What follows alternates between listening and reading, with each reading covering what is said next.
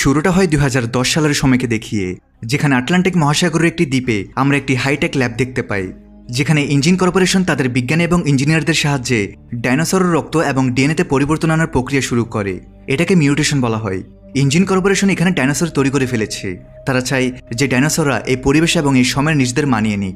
একই সাথে তারা তাদের আরও শক্তিশালী করতে চায়, যার জন্য তারা ক্রমাগত এক্সপেরিমেন্ট করতে থাকে। এই এক্সপেরিমেন্টের সময় তারা একটি টিউরেক্সের ডিএনএ পরিবর্তন করার চেষ্টা করে। তখনই সেখানে একজন কর্মীর দ্বারা ভুল হয়ে যায় এবং তার ভুলের কারণে সেখানে একটি ভয়ঙ্কর বিপর্যয় নেমে আসে। এই পুরো প্রক্রিয়া চলাকালীন মেশিনগুলোতে সমস্যা দেখা দেয়। টিরেক্স এখন একটি নতুন বিপজ্জনক মনস্টারের রূপ নিয়েছে। সে জেগে ওঠে, এরপর সে পুরো ল্যাবের ধ্বংসযজ্ঞ চালায় আর বিজ্ঞানীদের মেরে ফেলে। সবাইকে এই জায়গা ছেড়ে যেতে হয়। পুরো ল্যাবের রহস্য এবং এখানে যা কিছু হয়েছে তার সময়ের সাথে সাথে চাপা পড়ে যায়। 17 বছর পর্যন্ত কেউ দ্বীপে আসে না। 17 বছর পর আমরা মার্টিন নামের এক লোককে দেখি। সে একটি অনেক বড় ফার্মাসিউটিক্যাল কোম্পানিতে হাই লেভেল এক্সিকিউটিভ। কোম্পানির নাম পাকাতজেনিক্স। এই কোম্পানি বিশ্বের সবচেয়ে মারাত্মক রোগের চিকিৎসা খোঁজার জন্য বিখ্যাত। কিন্তু এই মুহূর্তে বিশ্ব আরও একটি নতুন গুরুতর স্বাস্থ্য সমস্যায় ভুগছে। একটি অদ্ভুত এবং দ্রুত ছড়িয়ে পড়া হৃদরোগ, যা সাধারণ মানুষের জন্য এখন স্বাভাবিক হয়ে উঠেছে। পাকাতজেনিক্সের রিসার্চ ডিপার্টমেন্ট আশঙ্কা করে যে আগামী কয়েক বছরের মধ্যে এই রোগটি বিশ্বের 20% জনসংখ্যাকে গ্রাস করবে। অর্থাৎ প্রতি 5 জনের মধ্যে একজন এই রোগে আক্রান্ত হবে।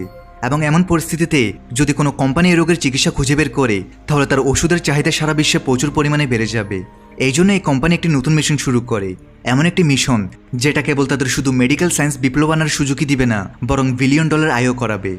এখন কোম্পানি যখন এই বিষয়ে গভীরভাবে গবেষণা করে, তখন তারা একটি চমকপ্রদ সম্ভাবনা দেখতে পায়। আর সেটা হলো ডাইনোসর। কারণ তাদের শরীর অনেক বড় এবং তাদের শরীর অনুযায়ী তাদের হার্টও হয়, এবং এর চারপাশে মোটা মোটা মাংসপেশি থাকে, যেখান থেকে রক্ত সঞ্চালনের পুরো সিস্টেমটি পরিচালিত হয়। আসলে এই সব কিছু মানুষের হৃদরোগের চিকিৎসার জন্য এক অন্যান্য মডেল।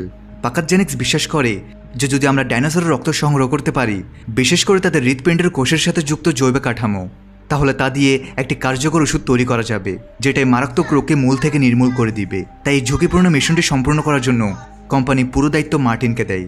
তাকে একটি টাস্কও দেওয়া হয়, আর সেটি হলো 3টি ভিন্ন প্রজাতির ডাইনোসরের রক্ত নিয়ে আসা, যার মধ্যে একটি সমতল ভূমিতে চলাচল করে, দ্বিতীয়টি পানিতে থাকে এবং তৃতীয়টি বাতাসে উড়ে। অর্থাৎ এই মিশনের জন্য তাকে 3 ধরনের ডাইনোসরের প্রজাতিকে ট্র্যাক করতে হবে আর তাদের ধরে রক্তের নমুনা সংগ্রহ করতে হবে।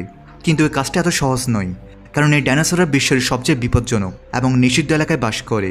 মার্টিন জানে যে এই মিশন সে একা করতে